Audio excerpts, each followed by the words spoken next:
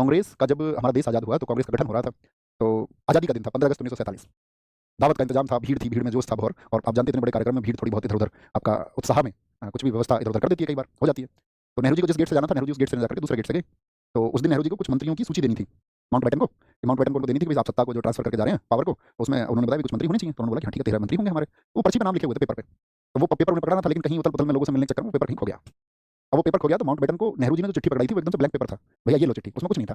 थोड़ी देर बाद एक व्यक्ति आया, उनके जो सेक्रेटरी थे वो आए उनके पास में, भाई साहब वो चिट्ठी मिल गई है। मतलब भाई साहब क्या सर वो चिट्ठी मिल गई है? उन्होंने कहा ठीक है। उन्होंने बोला भैया वो जो चिट्ठी है वो ब्लैंक है, वो दे दो हमको, ये लीजिए। तो 13 मंत्रियों के नाम थे उसमें।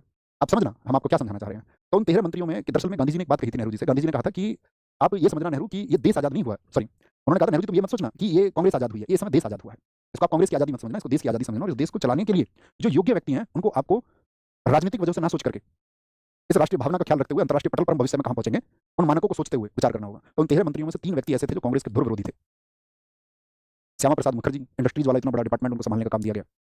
बाबा साहब भीमराव अंबेडकर कांग्रेस के धुर विरोधी थे, उनको कानून मंत्री बनाया गया। सोचिए कितना बड़ा विभाग उनको दिया गया। आर के षणमुख शेट्टी कांग्रेस के धुर विरोधी थे, उनको फाइनेंस डिपार्टमेंट दिया गया। लेकिन आज वो चीजें गायब हो चुकी हैं। अब तो ये है कि आप मतलब किसके पक्ष में, और ये नहीं सभी पार्टियों पर लागू होता है, किसी एक विशेष पार्टी पर नहीं।